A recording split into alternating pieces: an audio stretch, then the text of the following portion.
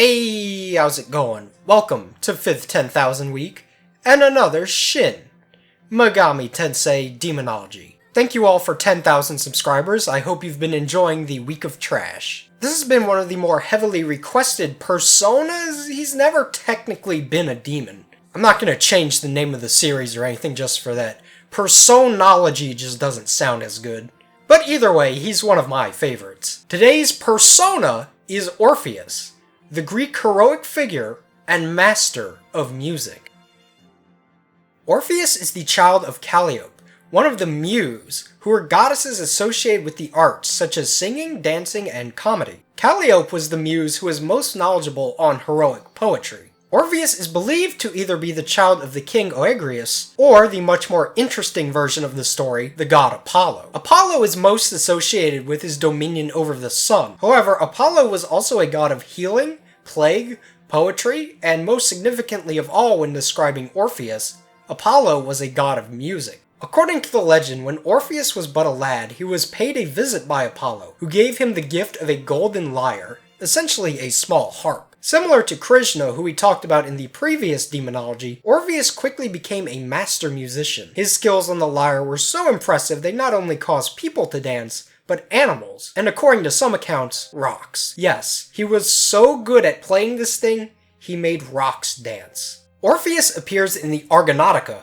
a Greek epic poem which describes the tale of Jason and the Argonauts on their quest to find the Golden Fleece. Orpheus joins the group, and his most major accomplishment was defeating the Sirens, dangerous creatures who would use their beautiful singing to lure in unsuspecting sailors and kill them. Orpheus countered their songs by playing his own music, more loudly and more beautifully. After the adventure, he returned home and fell in love with Eurydice, but she got bitten by a snake and fucking died. Yeah, that's what happened. To mourn her loss, he played his most beautiful and sorrowful song yet. It was so magnificent and moved all the other gods and goddesses to tears. In order to reclaim his wife's soul, Orpheus journeys to the underworld. Upon meeting Hades, he plays a song that softened up the otherwise cold heart of the god, and he allowed Orpheus to take his wife back, on one condition. If Orpheus were to look back at any point during the journey back up, her soul would belong to Hades forever. And of course, as the story goes, Orpheus looked back, just for one moment, to see the face of his beloved, but she was no longer there. With the agreement broken, Hades forced her soul to return to the underworld. The tale of Orpheus doesn't get much better, as he lived the remainder of his life in loneliness. Although, some accounts make mention of him having sex with other men, especially young boys. Yikes. Either way, Orpheus meets a brutal end at the hands of the Maenads, depraved and mad female followers of the god Dionysus. It is believed that either the Maenads killed Orpheus for refusing to take place in one of their violent drunken orgies, or they were commanded to do so by Dionysus, who is a rival god to Apollo. Either way, Orpheus is gruesomely ripped to pieces by the women until only his head remained. This head, along with his lyre, floated down a river until it reached a town, where he was finally put to rest. From Orpheus, a religion known as Orphism emerged, which had a focus on attaining knowledge from music and literature, and his presence is still felt in the modern world, with many artists using him as a source of inspiration. Orpheus is a major persona who appears in Persona 3, Q, and 5, although in the later two, only as DLC. Additionally, he has an alternate form known as Orpheus Telos. He only really has a few designs which are all kinda based on the same thing. Orpheus looks slick.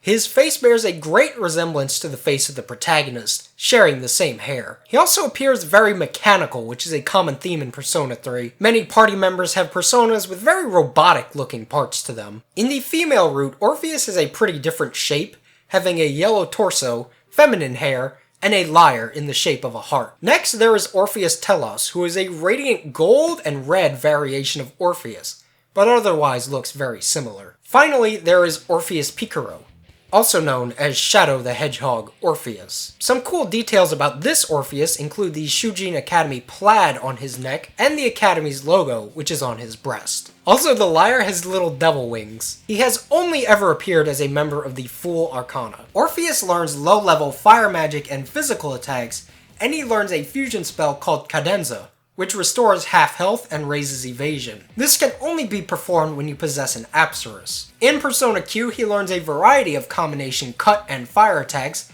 such as the mighty Hiento. Orpheus Telos is unique in that he innately only knows Victory Cry, but he can essentially inherit any type of spell or attack, making his potential almost limitless. Now we're going to be getting into some Persona 3 spoilers, so if you don't want to know about that, then get on out of here. Orpheus is the starting persona of the protagonist in Persona 3, which he awakens when facing battle with the Magician's Shadow. However, Orpheus is quickly ripped apart by the vastly more powerful persona lurking within, Thanatos. The brutal destruction of Orpheus actually mirrors the mythological death of Orpheus, being ripped apart by the Maenads. Now this part is ingenious, and I never would have figured this out on my own, so shout out to the Megami Tensei wiki for this tidbit. The only part of Orpheus that seems to be natural is his head, and of course in the story of Orpheus, the only thing that remained of him was his head. The entire rest of his body was destroyed, and likewise in Persona 3, the whole rest of his body is robotic. Interestingly, and perhaps this is by coincidence,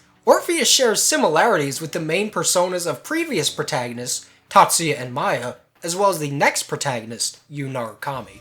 Tatsuya's ultimate persona is Apollo, who is widely believed to have actually been the father of Orpheus. Then Artemis, the ultimate persona of Maya, was actually the twin sister of Apollo, essentially making her Orpheus's aunt. A father, an aunt, and a son. The story of Izanagi, who is Narukami's persona, draws parallels to the story of Orpheus. Similarly, Izanagi attempts to retrieve his beloved wife Izanami from the underworld, only to be doomed by the mistake of simply looking back at her. Perhaps I'm overthinking it, but either way, I thought they were interesting comparisons. Anyways, that's been this Shin Megami Tensei Demonology, which was actually about a persona. Thanks so much for watching. Thank you all for 10,000 subscribers. It's a goal I never thought I'd reach when I started making these videos. I hope you all enjoyed it, and I hope you continue to enjoy the rest of Fifth 10,000 Week. Anyways, I'll see you guys next time.